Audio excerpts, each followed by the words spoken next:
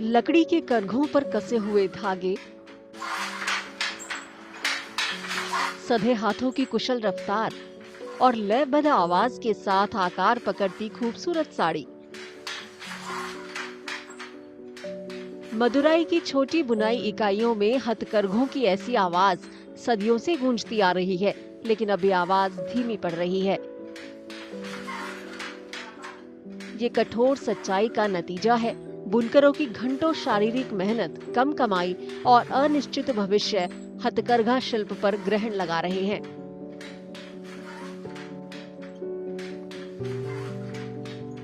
हम सारा दिन खड़े होकर काम करते हैं। इससे हमारे घुटनों में बहुत दर्द होता है। दिन के अंत तक हम पूरी तरह थक जाते हैं, लेकिन हमारा घर तभी चलता है जब हम काम करते हैं। जब तक हम में ताकत है तब तक हम काम कर सकते हैं। इसके बाद मुश्किल हो जाएगी। मेरी उम्र अब 55 साल है। अगर सरकार हमें आर्थिक मदद की योजनाएं दे तो अच्छा होगा। बुनकरों का कहना है कि इन्हीं हालात को देखते हुए युवा पीढ़ी इस शिल्प से दूर होती जा रही है।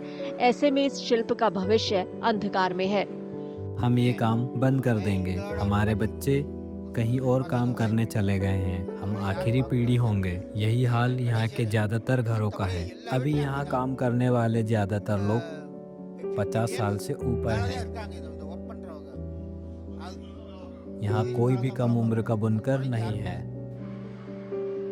तमाम चुनौतियों के बावजूद मदुराई के हथकरघा साड़ियों की मांग देश भर में है। किफायती और गुणवत्ता के लिए मशहूर साड़ियों की मांग लगातार बनी हुई है, लेकिन व्यापारियों की शिकायत है कि इस शिल्प को जिंदा रखने के लिए सरकारी मदद कम होती जा रही है। मदुरई की हथकरघा साड़ियाँ सबसे सस्ती और बेहतरीन गुणवत्ता वाली होती है। इनकी बुनाई यही मदुरई में होती है, जो उत्पादन का केंद्र है। मुंबई, ओडिशा और दूर दूर से लोग इन्हें खरीदने यहाँ आते हैं। सरकार को मदुरई हथकरघा को बढ़ावा देना चाहिए। सरकार को नियमित रूप से उचित मजदूरी का भुगतान करना चाहिए। सरकार को सुनिश्चित करना चाहिए कि कोऑपरेटिव्स हमसे ज्यादा खरीदी करें। अभी सरकारी समितियां हमसे ज्यादा खरीदारी नहीं कर रही है। बुनकरों और व्यापारियों का कहना है कि इस उद्योग को बनाए रखने के लिए सरकार का मजबूत सहयोग और सुनिश्चित खरीद जरूरी है। हथकरघा उद्योग से जुड़े लोगों का कहना है कि समय रहते की गई सरकारी दखल ही तय करेगी कि इस शिल्प की सदियों पुरानी परंपरा कायम रहेगी या इतिहास के पन्नों में खो जाएगी।